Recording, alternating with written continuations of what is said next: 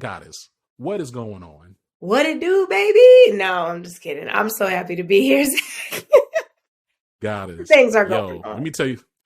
Let me talk to you. Let me tell you and everybody who's listening something real fast. You know, when Living Uh-oh. Corporate when it put out its pitch decks and like, Mm-hmm. hey, yo, these are the types of people that we attract, the kind of conversations we have. As soon as I got you, I said, let me make sure I grab this little profile picture, edit it up. I'm gonna put it right there in that pitch deck. Right. I appreciate you because I think about when you first came on Living Corporate. This was like back in it might have been like 2019. I feel like it's 2019. Yeah, it was pre-pandemic. I was just getting my feet wet at Twitter, man. 5 years ago. Oh my God, that still look good, y'all. I hope you look so. phenomenal. You look Okay. phenomenal. Respectfully to everybody It don't crack. involved. It don't crack. It don't. Sometimes be careful. It bends a little Sometimes some people be cracking, but we don't crack. We don't crack.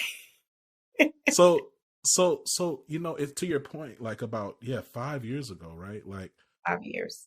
At the time, I remember I was really excited to connect with you because you were and still are like this leading dynamic voice as it pertains to brand and marketing and like understanding like message. But then you also had you understood like the connection between brand building and mobilizing community to extend brand, which if I can continue to give you some flowers, further helped educate and like rather inform Living Corporate's future value proposition. Wow, thank you. Thank you. So like as we exist today, we started off as like a podcast and we went into like this brand storytelling, this like digital marketing agency. Mm-hmm. But now we're really an experiences management company and like we have 3 major pillars. So we have data analytics. Pillars.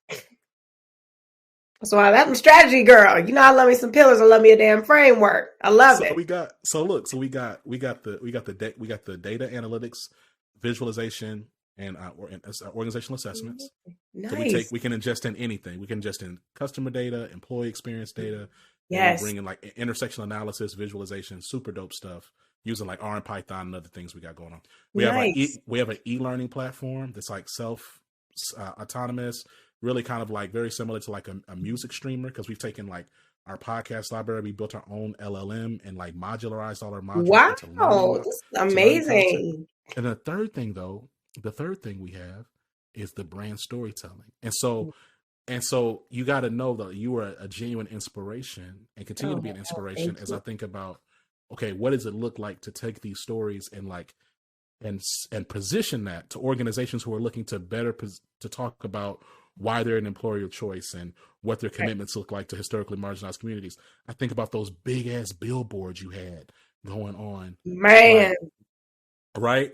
And so like nobody like straight up, like I genuinely think that like I know there are people that you'll probably never talk to who were inspired by and learned from your ability to leverage digital community to extend enterprise brand. Like that is super dope. It's really hard. And I just want to thank you for being like an incredible ambassador. And like you talked about your namesake and your family and your legacy last time we were on. Yes. And you were talking about honoring and being a good ancestor. We had that conversation. Yeah. I want to say your witness, like I am a witness to that. And I just want to thank you. So sound man, we're going to put in the podcast recording, we're going to put some applause right here, but clap it up because thank you. Listen. Now we connected, right? That was back 5 years ago. Yeah. I got two kids. I got a whole nother house now. Woo, we love that. Yes, property. Less debt though. Okay. Right. Okay. Pay attention, y'all. You ain't got to live above your means all the time. That's right. But when we connected again, you was Don Dada. I almost came here with my Twitter merch, right? I remember Jack was there with the goatee, John, back when we all thought Twitter was going to be this utopia forever. We did. Talk to me about what happened. Like, it's been some time because you was there. I was there. Right before. I was there. Elon. Yeah. So talk to me about like we're gonna get to your current role, but talk to me about what it was like in the last kind of the waning hours of Twitter and that pivot? What did that look like for you? Yeah, and well, first I want to like you're gonna make me cry on Big Pun, man. You know what I mean? Like you're trying to represent the BX, and you got me emotional. It I'm just so grateful to be here, and I remember, you did have me on in 2019, where I had a few wins under my belt, but a lot of the bulk of what I had dreamed of doing and what you just described, it means so much to me to know that the work that I set out to do is not only successful in its own right, it wasn't perfect, but that it inspired you and allowed you to go on to evolve, to create opportunities for yourself, properties, babies. Like this is the whole idea, right? Is to talk about why communities matter so much, but that the work itself would feed back into the communities and offer those opportunities for our own growth, our own connection, and that, of course, economic empowerment. So I want to thank you. And I stand here saying thank you, but every time you see me, you see a lot of people behind me as well who were amazing teams that I was fortunate enough to lead. They were amazing mentors who took risks and time with me. And so, and like I said in our last meeting, the ancestors who just poured into me what they had. So I just want to thank you for that. And I haven't talked about this too much yet, Zach, but because we got history, I'll definitely take you in. I think at it wasn't even just the waning hours of Twitter, it was the total seismic shift in society at that time. We're talking about late 2022, where the great Netflix correction, if you want to call it that, that's what they call it in the news, where things like streaming and tech and things that, if you had major bones in this industry from a brand perspective, from a tech perspective, even if it was like an engineering perspective, whatever that may be, everything was changing in 2022. And so I think there was already a lot going on. But I think for me, where I remember, and I'll say this, I remember talking to my grandmother who I lost, unfortunately, in 2021. But I remember talking to her, and she was big in, she was always thought of herself as an activist. She was a big community, leader. And she was also an educator. So she did a lot of work within communities, right? And, lived through the 60s, lived through the 50s, saw this. And I remember talking to her in 2020, and I was saying, isn't this amazing? And we not letting them go back, and we moving forward, and I got billboards up, you know what I mean, up in Atlanta and this, and I'm making sure our people's voices are heard. And she was like so happy for me. And then she just said, but babe, like measure your success about, as far as they take you back after the progress, because they gonna get mad. And it's going to be some backsliding on the progress.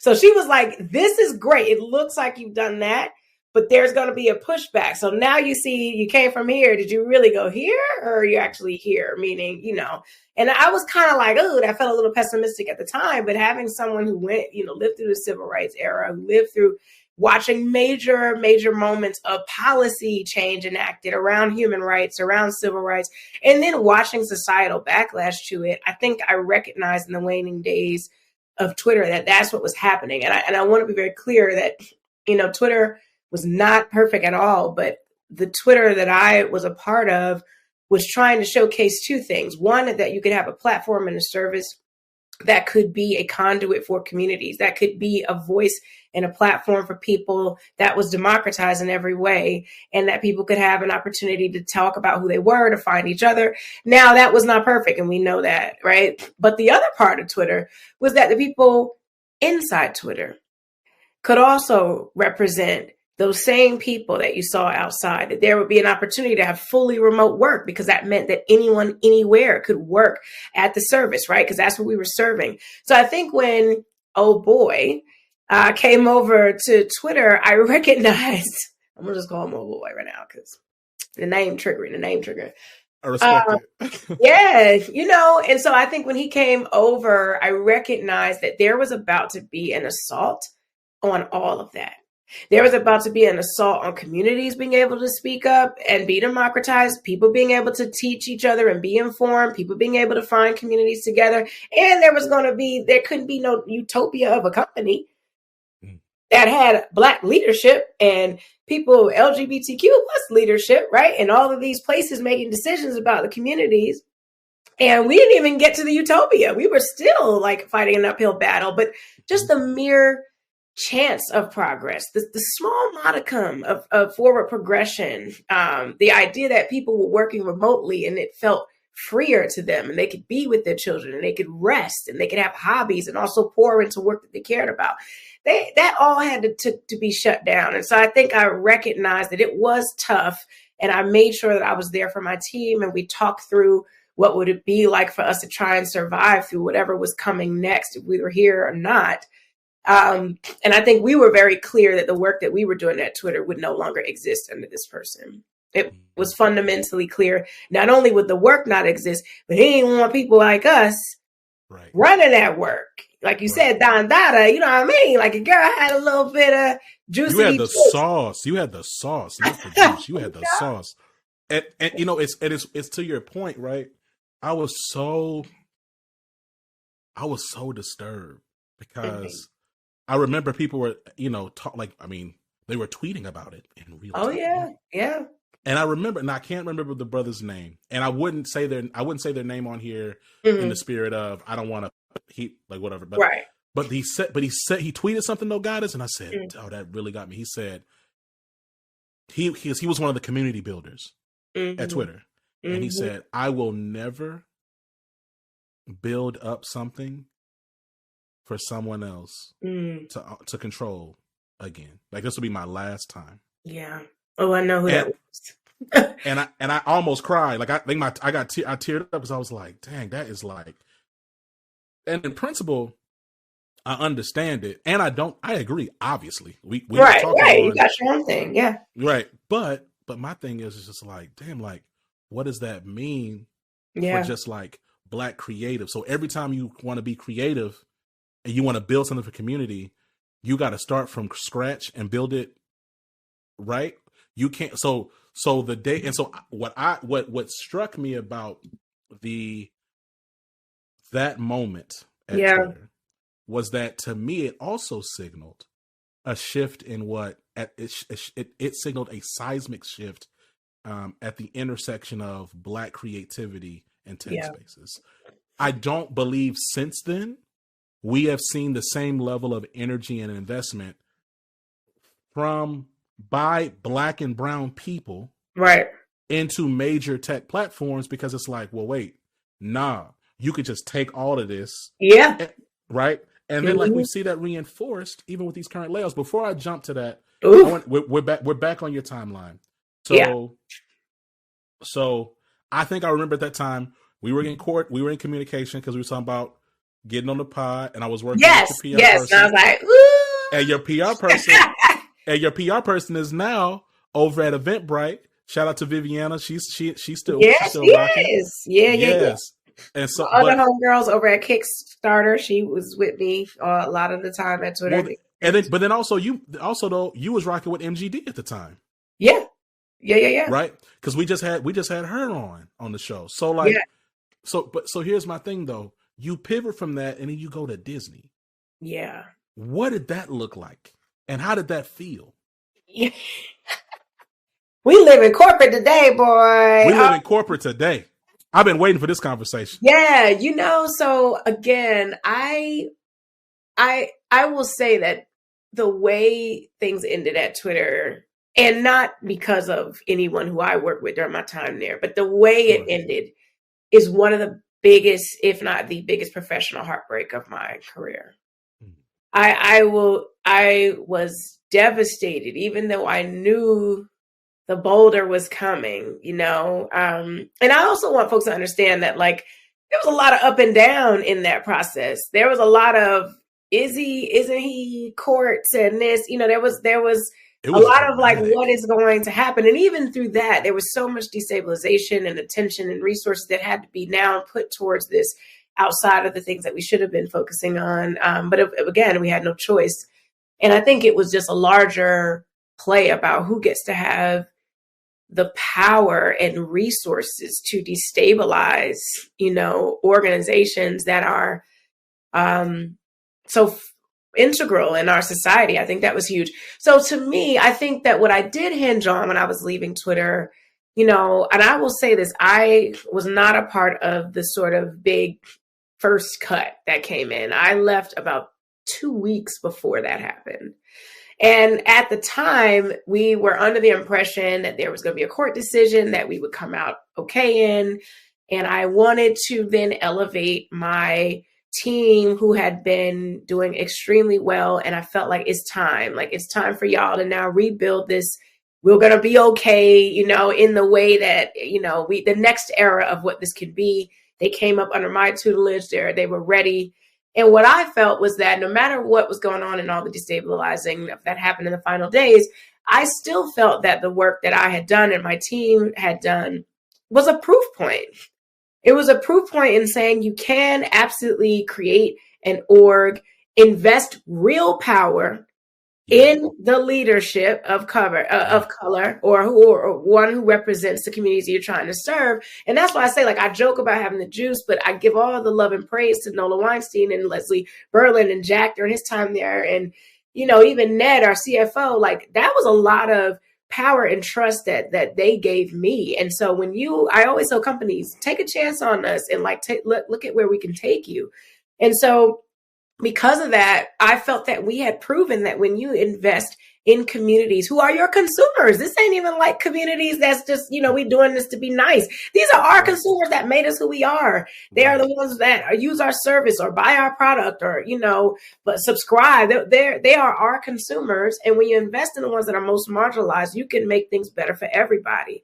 And that includes an investment in what you started the pod talking about is brand storytelling. How are they a part of that story? Because they're usually leading the most popular culture around why your brand is what it is anyway. So they need to be a part of that storytelling. But the other thing that I wanted to prove was also that they can be integral in how we create products, build products, and how we write policy and enforce policy.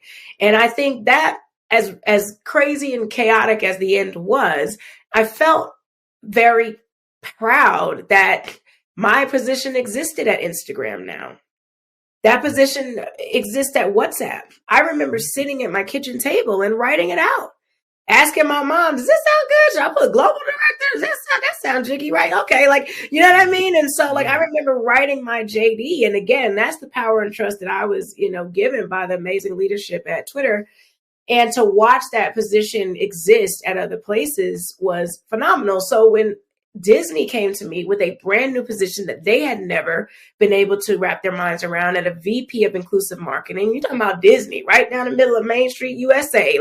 They are apple pie and baseball, and they have never had to sort of charter the waters that were in the times of 2022 and sort of post really 2016. And they were in the middle of it. So I felt that going to a very different company, but was a staple of brands. There is about no more ubiquitous global brand than the Walt Disney Company.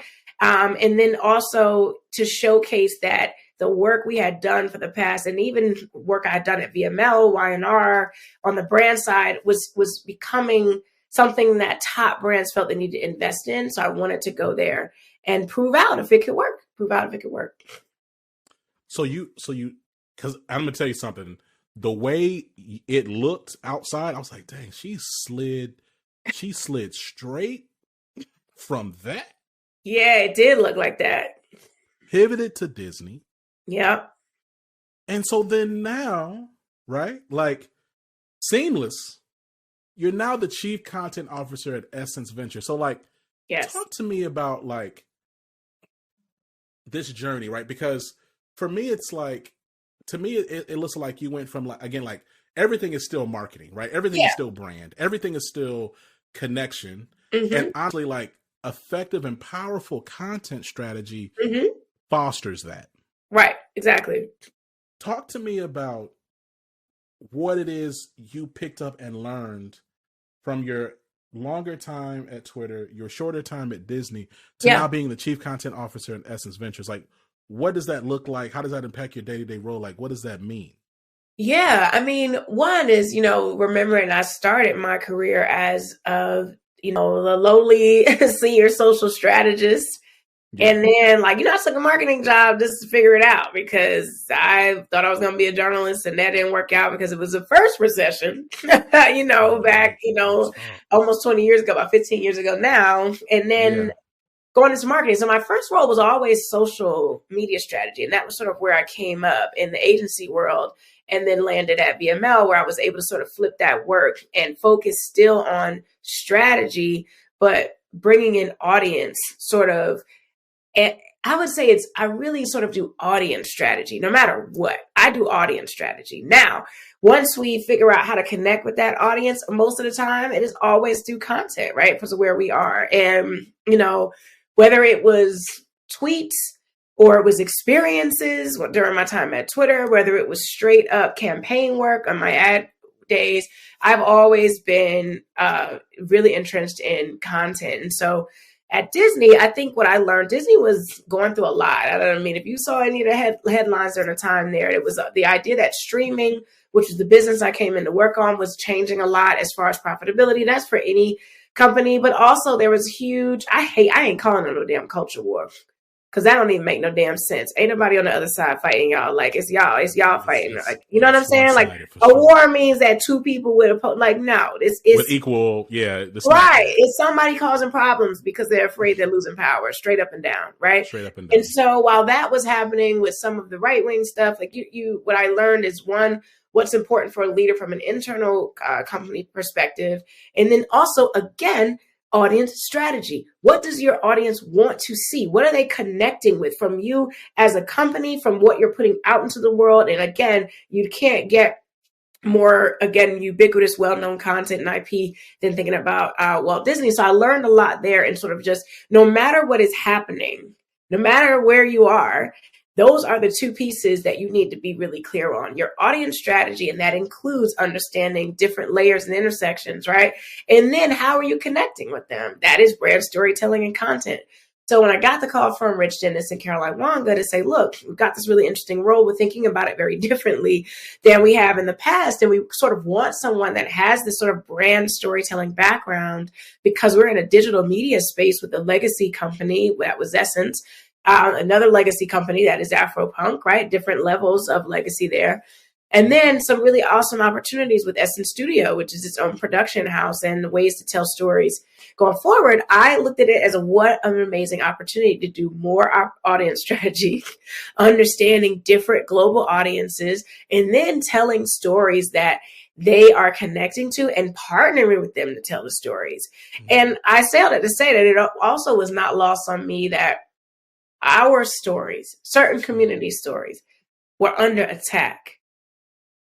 And I felt like I've done I could sell a lot. I was the pitch girl. Like, I could win you some business, but like, do I want to look back at my career and know that I always know that I did what I could for my community? And I'm watching policy, not just in the United States, but globally, be enacted that is erasing history, that is skewing stories, that is counting out people that have something to say and different points of view. And now I'm also seeing the death and transformation of some of the services and platforms that did that over the last 10 years and forced media to be more inclusive, like Twitter.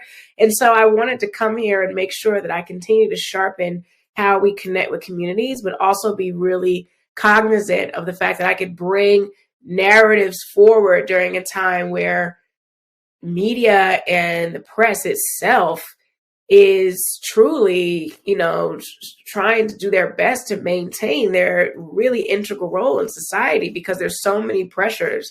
And it's an interesting time. It's interesting, as to your point about it being an interesting time, like, I think technology continues to compress everything. So like, when I was a kid, it just felt like things were kind of in their own space, like, okay, I got my AOL chat room over here. Right. I got my ASL. I got my ASL. Ask me. We talk about ASL in the chat. I got my football practice over here. I got school over here. Right. Everything now is just so interconnected. Yeah. You talk about this idea of like brand storytelling with like and you building and understanding audience engagement and building and analyzing audience at legacy brands. Like Yeah. what perspective or advice would you give to legacy brands? Because I could see some people say, well, yeah, Twitter was probably a great case study or example of the idea of connecting EX and CX strategy and brand storytelling for like market engagement and right. and because of the platform that is Twitter, which is you're always interacting. But like, what would you say to those who like, let's say, a big oil and gas company, or like some type of energy company, or maybe a company that only focuses on VPNs? Like, what is the work that you're talking about? How does that translate into audiences or context where the product is not so forwardly social? Yeah, I mean, I wholeheartedly believe that every single company should have some type of role or function or at least lens of culture and community within its ranks. And I think one of the things I've been reading a lot about is, there's all this sort of generational wars. The baby boomers don't want to sell their houses, and everybody talking about millennials, and I'm a geriatric millennial, and avocado toast, which I don't even like, and Gen Z's like, hell with all y'all. We ain't coming in the office. We going on vacation. We're not going to have no social security, right? So it's all kind of a mess. But I think what the bigger, more interesting pieces that we've seen is that the private sector used to be very, and again, you're talking about a society that has never been perfect. It has always been marred with iniquity at every turn, globally, not even just the United States, but also, of course, here in the US. But there was a time where the private sector felt that they were somewhat compelled to be responsible for the evolution of society, right?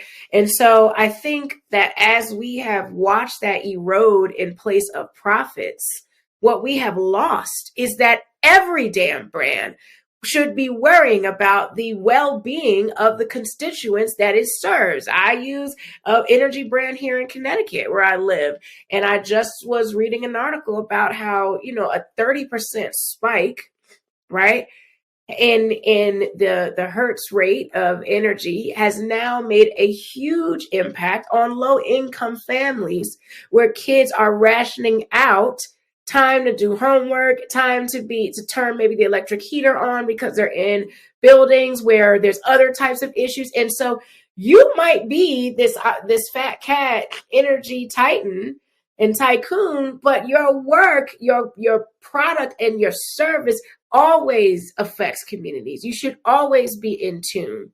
And let me tell you, you get it right, you do a sliding scale. I'm making something up. So now that same mother and father in that low-income property, now they can say, you know what, it is a sliding scale. I'm on this percentile. Now my child can do their homework all night. I guarantee you that family stays with you for the rest of their life. A loyalty they'll give that company, right? When they understand the problems. And that kid got a scholarship. Now that kid's able to go to Howard or whatever. You know what I mean? Like it's a ripple effect, but we lost the idea that companies that make money have a responsibility to reinvest in the consumers who make them millions of dollars. It sounds like crazy now, and so I think there's a lot more. I think, as you said, there's sexier brands where we're telling deep, enriching stories and documentaries, or we're doing something really cool in the entertainment space. But every brand, from food service to, as you mentioned, energy and oil, to education and academia, everybody should understand that the communities they serve, because the idea is, yes, we're in a capitalistic society. There's a million thoughts about that. There can be revenue, but there also can be reinvestment into the society that we serve. And then really, the whole entire ecosystem feeds on itself in a positive evolution. And we have lost sight of that. And I believe, I won't say the name because I'm trained from my media years of agency. We can never say the names of brands, but there's a certain airline who lost its way. Yeah. who prided itself on innovation, right? Yeah. And then you replace that, it prided itself. It wasn't just innovation, though. It was that you could go to this town where it's located on the West Coast, and it was a pride to work there. That Yeah. it created a community that created a lot of kids and people that went on and did other things because they had parents who worked at that airline, who were proud of their work, who had a work-life balance. Like it's an entire ecosystem. We have lost track of that. So to me, like what I'm asking is very bare minimum. It's not even extra. And to your point though, like we've pivoted away from that. So like what do you think happens for us to pivot back to it? Because it seems as if we're accelerating accelerating at almost an exponential pace, Right. further and further away from the concept of reinvesting back into your customer, your client base, or really into your customer experience. Yeah. It seems as if that's not the case. So like we're going the opposite direction. So what happens? Well, that's why I'll never stop telling stories of people who need to be heard, because the one thing I can tell you is when you have a balanced ecosystem, and again, I'm even naming a time past that wasn't even fully equitable. Right. Like there was still folks who wasn't being included in that, right? It wasn't even perfect then. So I want to be very clear with that. But it was more balanced, that it was harder for some to sort of pinpoint, like, this is messed up. Like, what's going on? I think the difference, and it's a little scary, but I still believe that light will always prevail. I think in the direction that we're going in is that the people who benefit and are like doing okay are the part of the pool is smaller and smaller. Right. So at some point, you're going to be like, oh, great, 10 people are doing awesome. And there's 230 million doing not great. Like, you know what I mean? Like at some point, but that's when you need things, platforms, or, you know, places like a Twitter. You need people like an Essence Venture to say, we are telling the stories about home ownership in the Black community and the difference between appraisals between Black, homeowners and white homeowners. You need us to continue shining a light on these things happening so that we can make sure that people are informed. People know that they can connect with one another and say, hey, this doesn't make sense. You know, we're going to challenge that energy rate because now I know maybe I'm not in the low income housing. Maybe I'm in my little, upper middle class. But now I know that there's somebody on the other side of where I live, that somebody's child can't do their homework all night. You tell enough people that. I believe in light, and I believe that people will care. And so, again, like I said, I think that that's why it's so important for me to continue to speak to brands and continue to lay on them about their responsibility. Because, again, ain't nobody going to work their whole life so that 15 people could do great. I'm sorry. That's not going to work. You know what happens. Marie Antoinette is the case study there. So we know where we're going. Yeah. Why don't we just switch course before we get all the way there? Yeah, all the way there. You're not trying to get there. First of all, I can't thank you enough. Like I 1000% agree, and I also will say, I respect and appreciate you looking like not so. Optimism sounds like to me. Optimism rings almost. There's like an undertone of like naivete there. So I'm not going to say optimism, but you have an action in mind, and there's things you're actively doing. Yes. And there's use cases you're building to create pressure for us to shift back into. And it's, the irony is that the model that you're articulating and the model I agree with is still capitalistic. Hey, it is. There's still profits. It's still profit. Right. It's still capitalistic. There's still workers and owner. There is. It is. It's like, hey, look, as opposed to you taking this big chunk right now, why don't you just take some of that huge chunk, invest it back over here so that you can have more chunks later? More chunks later. And so everybody can have a little bit more of a I'm just like, I used to always joke, sorry, I'm a hate on the men's for a little bit. Like, no, hate on us, because that was my next question. Just a little bit. And it's a light hate, but it's, I remember being in school And I'm an only child. I used to get my homework done like that. Like, I'm getting that done because I don't want to hear my mama yelling at me. I'm going to do all this other stuff now that she don't question me on, and sneaking out the house and partying because I got my work done.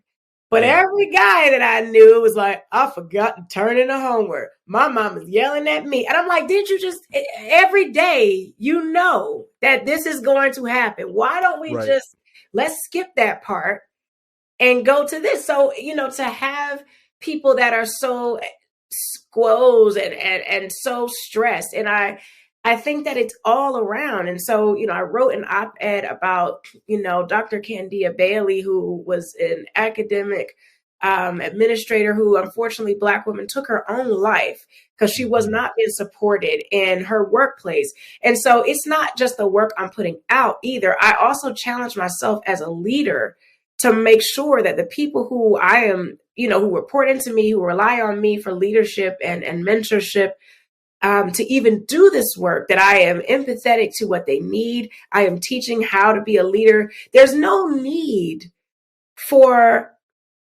I think, negativity and vitriol in business. We put it there. Mm-hmm. Like, people make mistakes. I make mistakes. People do try things that don't work. There's no need for anyone to be awful and terrible. And yes, there's hard, there's cost and there's hard decisions to be made. And I've been on both sides of that. But I think that we have just gotten to a point where we're not even now thinking about, do people need to rest? Yeah. People need to bond with their kids. People need to make sure that their mental health is okay. All of that goes back into the ecosystem, There's this there's just this hyper extraction of what we're living in, right? Where it's just like every day these systems, like they remind you that you're only as valuable as your rate of production. Right. And it gets tough. It gets tough, especially thinking about this market that we're in right now. But like, gosh. So, to your point about your healthy hate on the men. A little bit. It just looked like high school. Tiny hate. High school hate. Tiny. Yeah, tiny. Yeah. So back to it. You were hired by another Black woman. Yes. To now be a chief content officer. Yep. At a company that supports brands, including major brands that also highlight Black women. I'm curious about, what is this experience like for you here as a Black woman, senior executive? Yeah. C-suite executive, in this particular dynamic, and how is this dynamic perhaps different than other contexts you've been in? Yeah, I mean, the first C-suite in my family, on both sides. And my mother said that to me, and I was like, oh my God. Like, you know what I mean? Like, I never, you just like, I got to keep going. I got to do the things. I got to. Right. So, I mean, the milestone, again, the ripple, my daughter being very comfortable. She's in the 7th grade now. We talked, she was in the 3rd grade, 2nd grade, depending on what month that was in 2019.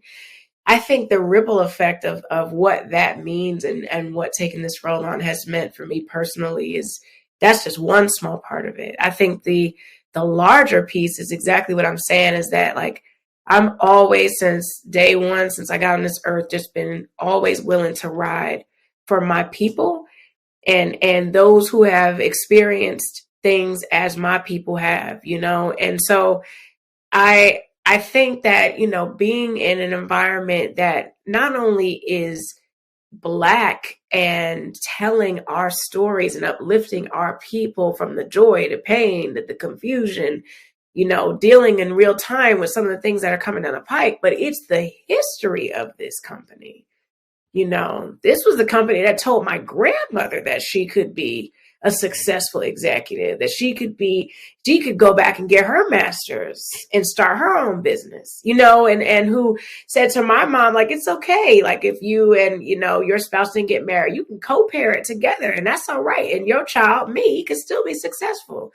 The history of that, it it's like I can't describe the feeling of responsibility that I have when I think about this brand, and then I think about the newer extensions like Afropunk, making sure, you know, a legacy of being a community for those who have been ostracized for in different ways, and who were on the outskirts of society when they needed to be integral to society, and who were pushing culture forward.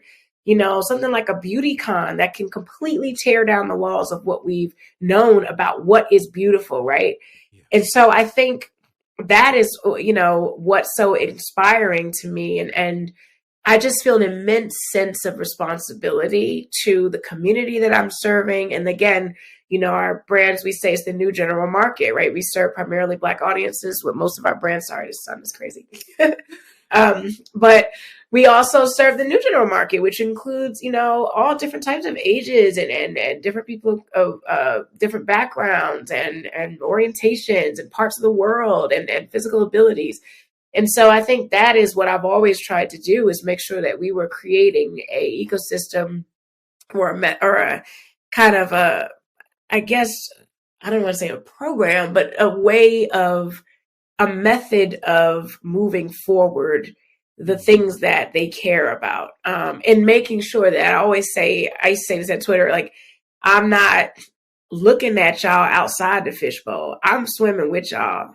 Like, I'm always swimming with y'all. Like, we up in this mug together. Like, you know, I don't want to be on the outside of these things happening. And I think that's what begets the best work. So I say that when you have someone like a Black executive who can make a decision that is life-changing for my family, and then hopefully I know I have the responsibility to be life-changing, and push what I can for my community. And then also to the folks who are at this company now, having the most talented teams in the business. They're so amazing.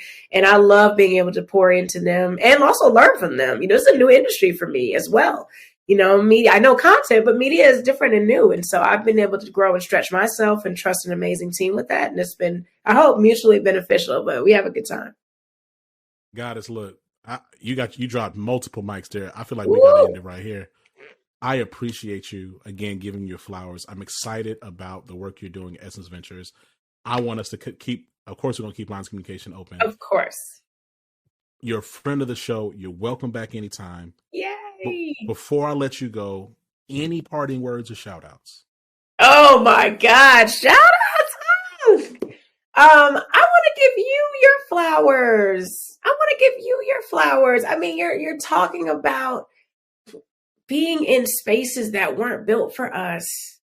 You gave so much life and had people on like me who had dreams of building things and trying things and seeing if it worked in these spaces where there was no blueprint, you know? And so I think a lot of folks didn't always know what to think when you think about me and some of my peers who have done amazing work. So I just want to say, I know how hard it is to, you know, have your own shop. And I love to hear the expansion. As you say, I'm an inspiration to you. I know you are inspiring me. And I know you also have inspired so many people. So I just appreciate I'm going to drag myself right now because, y'all, my schedule is listen, I have 2 EAs, okay? Like personal, professional. It's a lot. Shout out to Jasmine and Emma. That's who we going to shout out because they keep my life running.